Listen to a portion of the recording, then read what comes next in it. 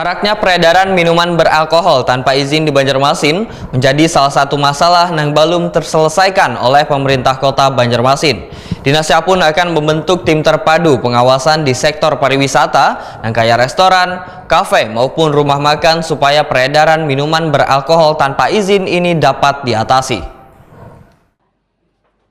Maraknya peredaran minuman beralkohol tanpa izin di Banjarmasin menjadi salah satu masalah yang belum terselesaikan oleh pemerintah kota Banjarmasin.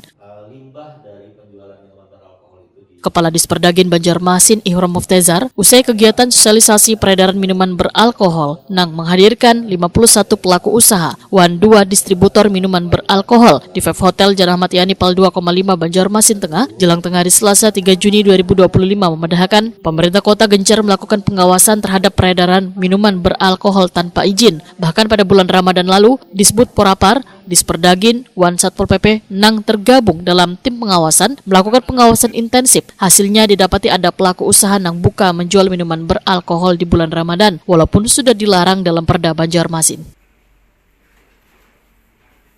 Ihram Muftezar menyatakan dinasnya pun memanggil dan memberikan teguran pada beberapa pelaku usaha yang terjaring razia tersebut. Acara dilaksanakan pada hari ini, satu hari saja dengan 4 narasumber. Yang pertama dari Satpol PP, yang kedua dari Disbud Porapar, yang ketiga dari DPPTSP, dan yang keempat dari DLH.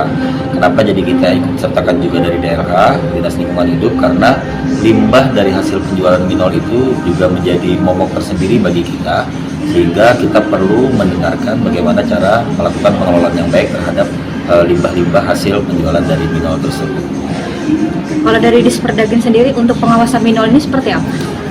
Beberapa waktu yang lalu pada saat bulan Ramadan kita turun bersama-sama dengan tim dari Pol PP dan juga Disbud Porapar, juga DPPTSP. Memang ada beberapa penjual minol yang didapati masih buka, padahal itu kan jelas-jelas melanggar peraturan daerah nomor 10 tahun 2017, juga melanggar kesepakatan bersama Forkopimda Kota Banjarmasin. Sehingga kami sudah meneruskan surat kepada Pol PP untuk melakukan pemanggilan. PLT Kepala Disbud Porapar Banjarmasin, Fitriah memedahkan Disbud Porapar sebagai sektor pariwisata terus gencar melakukan sosialisasi terkait peredaran minuman beralkohol yang sesuai dengan regulasi. Dinasnya akan membentuk tim terpadu pengawasan di sektor pariwisata, nangkai restoran, kafe maupun rumah makan, supaya peredaran minuman beralkohol tanpa izin ini dapat diatasi. Fitriah menambahkan pelaku usaha yang memiliki fasilitas hotel diperbolehkan menjual minuman beralkohol, namun harus patuh pada Perda nomor 10 tahun 2017, salah satunya terkait aturan tentang jarak lokasi penjualan minuman beralkohol minimal 1 kilo dari rumah ibadah, rumah sakit, dan tempat pendidikan.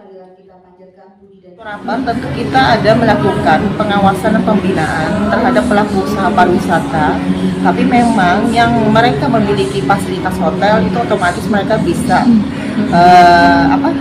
menyediakan untuk minuman beralkohol. Nah, ini masalahnya yang terkait Perda pengendalian pengawasan minol nomor 10 tahun 2017. Nah, itu kan ada terkait jarak antara rumah ibadah, rumah sakit, kan tempat pendidikan.